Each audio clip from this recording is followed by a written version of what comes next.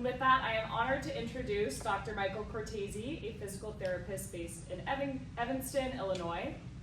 He is the owner of Valiant Physical Therapy, where he specializes in helping runners stay healthy, recover from injury, and perform their best.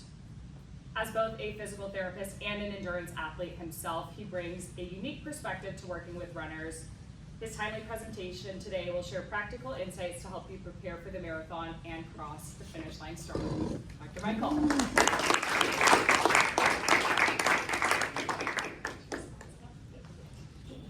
Okay, hello everybody. Quick hands, who's running the marathon in a couple weeks? Raise them high, raise them high. You should be proud of that, so that's awesome. But as Lindsey pulls up the slides, I should say, I want you to notice that the topic at this point is actually a mystery. So I want to have a little bit of fun with this presentation, and I'll obviously reveal the topic of the presentation in a little bit, but I wanted to take a moment to acknowledge how cool is it that we're in the Bank of America building 2 weeks ahead of the Bank of America Marathon, talking about the marathon, talking about running. So I'm super excited to be here. I hope you all are as well. And Lindsey did a great job of introducing me already, but I just want to take another second to talk a little bit about who I am. So my name is Dr. Michael. I'm a physical therapist based out of Evanston, Illinois, and I discovered triathlon in grad school. I've competed in multiple half Ironman triathlons, one full Ironman. I did the Chicago Marathon in 2021, and a couple other races in there, kind of sprinkled in there. But essentially what I've done is I've taken my passion for the endurance sports and I brought it into my private practice, Valiant Physical Therapy, where I specialize in working with runners.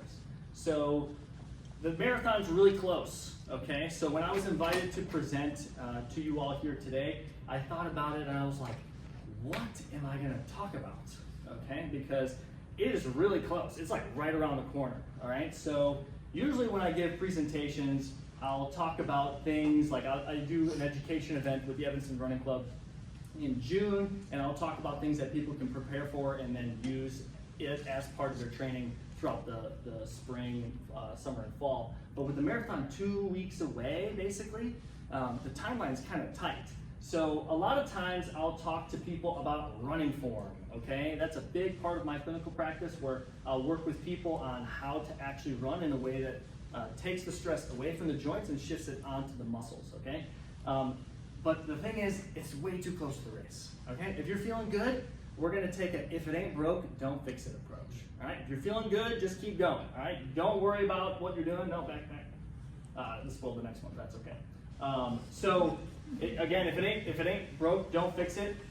And also, running form is highly individual, and you really are only gonna see changes in your running form if you're working with somebody on it, you're on a treadmill and you're thinking about it. So this setting with us sitting, or you guys sitting, me standing here, I doubt any of you would actually change any of your running form if I just told you stuff about it, okay? So we're not gonna talk about running form. Running shoes, maybe we could have mentioned something about, but it's also a little bit too late because the race is 2 weeks away. So I hope you all know what shoes you're running the race in, okay? If you look at that pair of shoes and you're thinking, these are pretty battered. Maybe I should get a new pair of shoes. Maybe today is like the day to go to the store, buy the exact same pair of shoes, and try to break them in as fast as you can before the marathon, and you can probably get away with that. But you know, shoes and injuries sometimes are related, so I wouldn't want you to make any changes in your footwear at this point. Okay? Strength training for runners. As a physical therapist, I prescribe exercise all the time, and I often help my patients establish some degree of a strength training program to complement their running. But again, the marathon's 2 weeks away. Okay? We are just way too close for me to recommend any exercises or any sort of changes to your plan for the race. There's also not really enough time to notice any real improvement with the strength routine with only 2 weeks to go. And then again, if I was just to tell you, hey, do these exercises, and you don't really know what you're doing, that could open up risk for things that we don't want, okay? Lifting is great for the off season, but definitely not great for peaking for a race. So even the people that I have strength training through their marathon season, this is the time where strength training needs to take a downturn anyway. So you want your legs to be nice and fresh. So where does that leave us? Okay, we got 2 weeks left. What's the physical therapist going to stand up here and talk to you guys about? If he's not going to talk about running form, shoes, or strength training, we're going to talk about the taper, okay? So maybe a little bit boring because everyone's like, all right, well, the taper is a whole lot of nothing. But there's actually a lot of tricky stuff that goes into the taper. So for those of you who don't know, I'm going to define what the taper is. Not everybody raised their hand that they're doing the marathon. So it's the 1 to 2 weeks prior to the big race where you intentionally reduce training volume, okay? That word volume is pretty important because as you're building up volume in training, especially the long run, you're building long run throughout the summer, you're just building, running mileage, okay? And then the 2 weeks basically before the race, you tamp down the volume. But some people, and depending on their training plan, might keep a little bit of intensity. So they might do a little bit of speed work, okay? If you have a running coach, this is a really good thing to talk to them about. If you're using auto-generated training programs, I heard someone talk about Runna earlier, and so that's a pretty popular app right now. Some people are using AI to create their training programs. Maybe you can ask the machine to add in a little bit of speed work, but you really don't want it to be anything crazy. That can kind of help keep you sharp, but intensity might stay. But the bulk of your training is essentially over, okay? You guys probably have one last really big long run this weekend, but then starting Monday, some of you might even start like your very formal taper. So the weekend after that, you're gonna be running even less, okay? So you've been building, and now it's time to rest, okay? There's a common expression, who's heard of the term the hay is in the barn? All right, okay, so the hay is in the barn. I don't know if you guys can tell, but I am not a farmer. Okay? I don't do any of that stuff. However, the term, the hay is in the barn, is often referred to how in this point in your training, all of the hard work is done. Like I said, you have probably your last long run next week, this weekend. But if you put yourself in the shoes of a farmer, you plant the seeds. Again, I don't know if this is how it goes, but you plant the seeds, you water the seeds, the hay comes up, and then you harvest it, you roll it up, and then you put it in the barn, okay? That's the whole spring, summer, and fall training season where you're running. Now it's in the barn, okay? And now we wait for winter or whatever, if that's what they do. I don't know. But the idea is all the hard work is over. The race is so close that there's nothing else to do. You don't have to do anything else. You just have to relax a little bit, okay? So how long should you taper? Again, if you have a coach, ask them. It's at least 1 week, sometimes 2 weeks if people are really training a lot and really hard. But you don't necessarily need to do 2 weeks, but 1 week is at least good enough, okay? So this is a time when people go crazy. Whose first marathon is it? Their first marathon. Okay, so this will be your first, yeah. Okay, so if you guys have never done a taper before, you're gonna go crazy, okay? Mentally, physically, it'll feel a little bit weird, but essentially what's happening is you've been spending all of 2025 building, and now you have to stop. But you're not racing yet. You have 2 weeks where you're kind of just sitting around like, I feel like I should be doing something right now. I've been running hard all year and now I have to just wait. So next slide, please. So sometimes people get taper tantrums, okay? Taper madness, maranoia, marathon and paranoia combined, okay? So there's a lot of, not emotions per se, but there's a lot of mental angst that kind of goes along with the taper. So you might start to feel unprepared, like, did I actually do enough this training season? Do I need to, maybe now's actually a good time for me to squeeze in another long run. I don't quite feel ready, okay? There's this restlessness, again, because you're building, and then you stop, okay? You're used to doing a lot, and now you have to do a little bit. In most people's training plans, when they're doing the taper, it's not like running just stops entirely. You usually are gonna go on some slow, easy, short runs, and you might feel like your legs actually feel a little bit worse. They might feel sluggish, they might feel heavy, and then that can create a lot of angst where you're like, oh no, I don't actually feel better right now, I feel worse.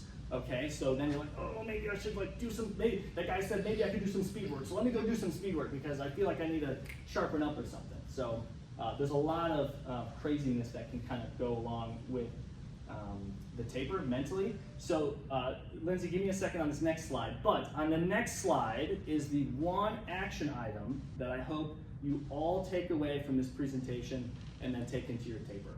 All I want you guys to do is lay down with your feet elevated. Okay, I wrote lay down with your feet elevated, not rest and relax, okay? Because if you told me, you could ask my wife, if you told me to relax and rest, I can't do that, okay? It's very difficult to relax, especially when you're training for a marathon, you're used to building. Once you get a little bit more free time, you're probably gonna say, okay, well, I'm not running, so let me go run those errands. Or let me go clean this room that needs to be cleaned. Let me go mop the floor. Let me go grocery shopping. Let me do something, okay? Let me go do another type of workout since I'm not really running or something. What I would encourage you guys to do is actually plan time to lay down with your feet up. That is the thing to do during the taper, okay?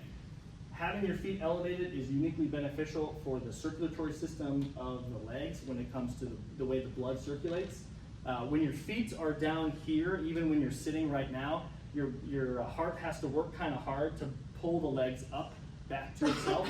But when you have the feet elevated, you kind of use gravity to help the blood kind of flow back. All right. So as you're laying with your feet elevated, you're going to be thinking, the marathon's right around the corner. Is this what I'm supposed to be doing? Is this the right thing? So I want you to occupy your brain. All right. Read a book, watch a TV show, start a new movie, call a friend in chat. Don't talk about your marathon. Ask them how they're doing. Okay. Meditate and pray if you're into that, and just kind of try to keep your mind occupied with something.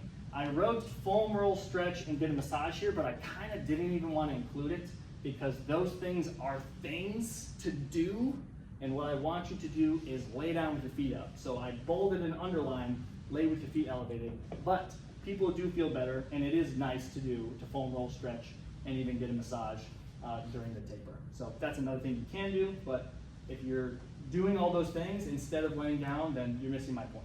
Okay, next slide here. So again, I want to just kind of hammer home this point of taking the time to actually rest.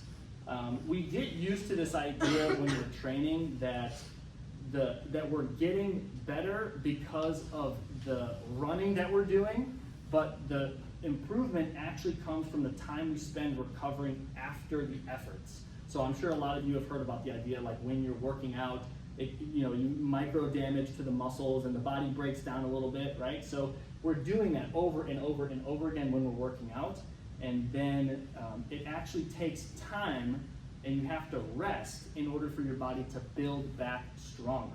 So you've spent the entire summer working out, training hard. Now is the time to rest to allow your body to build back stronger, okay? Next slide. So you might start to get what are called phantom pains. For those of you who have done races before and had tapers, you raise your hand if you've experienced phantom pains. Yeah, for sure. So what are phantom pains? Phantom pains are new aches and pains that you'll start to feel as your body shifts away from hard training to recovery. So this is kind of like, all right, you've been training, maybe you're not, hopefully none of you guys are injured, but as you're in the taper, you're like, my hip doesn't feel that great, okay? It kind of actually feels a little bit worse right now. This is basically your body repairing the micro damage that you've been accumulating through the training, okay? And then because you're running less and you're going to be laying down more, because I'm advising that, psychologically you're going to have increased awareness to all these aches or pains because your mind has a little bit more free space, okay? So in general, the phantom pains are okay if it's mild and it comes and goes. It's not okay if it feels like it's getting worse. And also, especially if it feels like it's starting to affect your daily function. If that weird hip thing starts to inhibit your ability to like get up and down from the toilet, that's a problem, okay? But if it kind of feels like, oh, maybe it's a little bit better today and it kind of goes away, then it's probably fine. So I'm not a dietitian, I'm not a nutritionist. So one of the things I could have talked about today is like race fueling, but it's outside my wheelhouse. But I will say, as a bro who runs a lot of endurance events, carb loading is a thing, and here's kind of the general idea for how to think about it, all right? So eat a lot of carbs, like 1 to 2 days before the race, okay?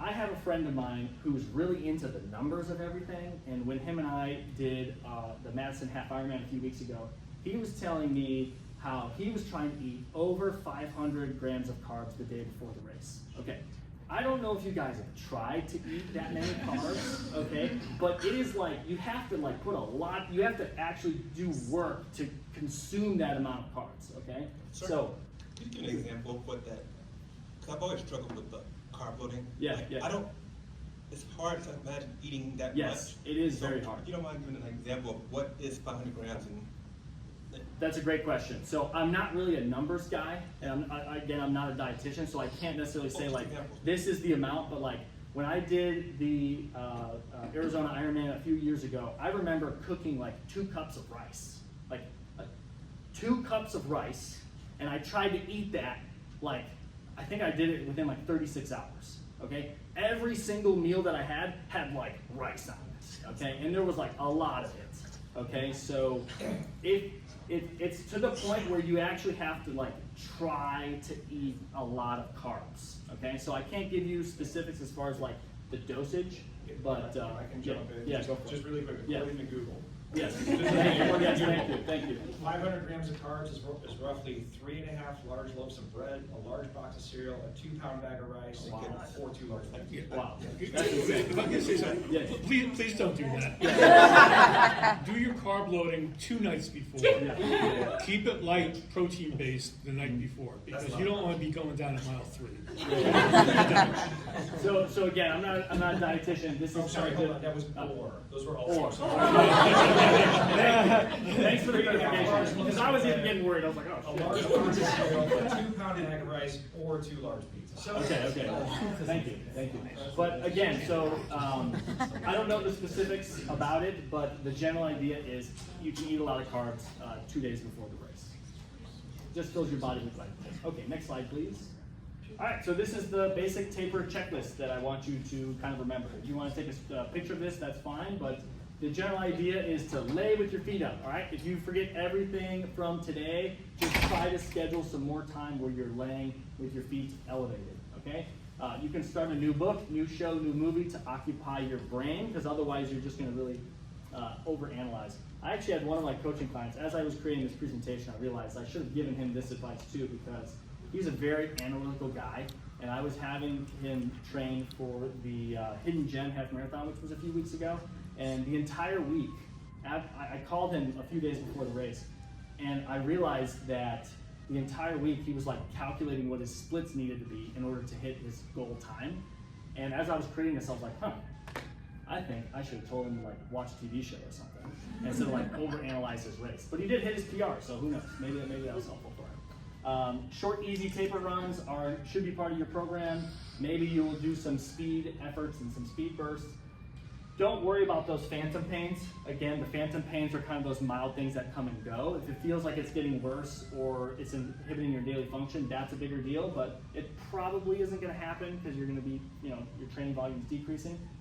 Don't worry about those, and also don't worry about the leg heaviness or the sluggishness that you're going to feel when you go on those easy runs. That's okay, that's normal, okay? And then eat loads of carbs 1 to 2 days before. That's a loose recommendation. Google it, figure it out for yourself, but it's generally a good idea, okay? And just remember, okay, this was like the perfect picture. When I found this, I was like, all right, this is going in the presentation, all right? So remember, all the hard work is done. You've done everything that you need to do to prepare for the race. Obviously, a lot of you guys are going to have your last real long run this coming weekend. So really coming Monday, you've done the training, the race is around the corner, so the hay is in the barn. Just rest with your feet up and trust that you've done enough to have a good race. Okay, thank you very much. And then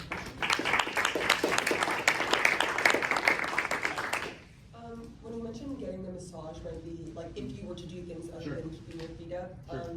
would you suggest any specific kind, like a sports massage or? I mean, I think a sports massage makes a lot of sense, Okay. for sure. There's a lot of different types of massage. I like when somebody really gets in there. And just like Kinda a few feels days good. before the race because you wouldn't like want to be sore or? Yeah, that's a great point. So, not the day before the race. If you get sore from massages or, if you have experience with that, then, you know, the race is on Sunday, so if you do it like Wednesday or Thursday, maybe as late as Friday, should be okay. I'm kind of loose on that, as you like.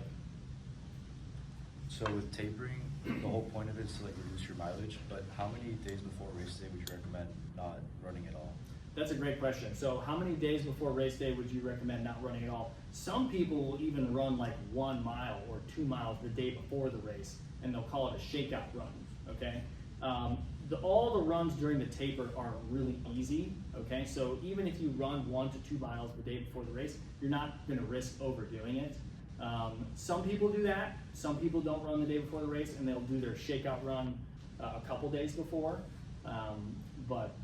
Yeah, so you can do it 2 days before, or you can do it even like 1 mile the day before the race. But it's light, very light.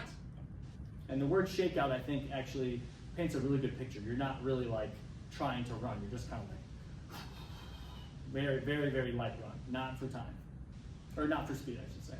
Sorry, I have Yeah, one more. go for it.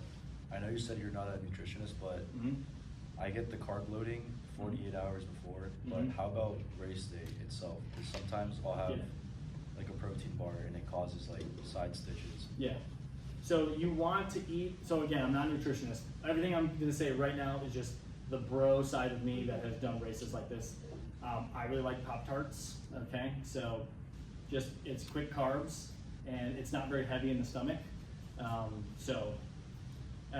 During the race itself, you can take in gels anywhere between 30 and 45 minutes. Every 30 to 45 minutes, take in some energy, and then just hydrate as you do it. Again, that's not my area of expertise. I'll back up the Yes. Pop-Tart. Yes, you'll back the Pop-Tart. Back Okay, the she's a dietitian, so there you go. Honey stingers. Honey stingers, yeah, Yeah, all that they're stuff is amazing. great. Yeah. Honey stingers are great. Pop-Tarts are cheaper. Yeah. Yeah. What do you recommend for minimizing cramping? That is a really great question. How do you minimize cramping? So, sodium tablets are a thing. Make sure you drink a lot of water. Pray that it's not a hot day, and that's pretty much what I got. You got something else, Abby? A lot of. I think just like nourishment leading up to the race also, like people tend to like really focus heavily on like what's my nutrition during the race, but like months and months and months, part of your training is definitely nourishing your body so that way you're just have adequate nutrient stores as well. So it's not necessarily so heavily on like day. Think of it the same as like your training runs too. Like, is my body have enough nutrients generally? So start with that foundation. So I'm taking the salt tablets about a month and a half ago, and I found it very helpful. It's either they're working or it's the placebo effect. Both are. Placebo is part of the treatment. Yeah. And the brand's called Salt Stick. Yeah, I also just did those on my 20 last weekend.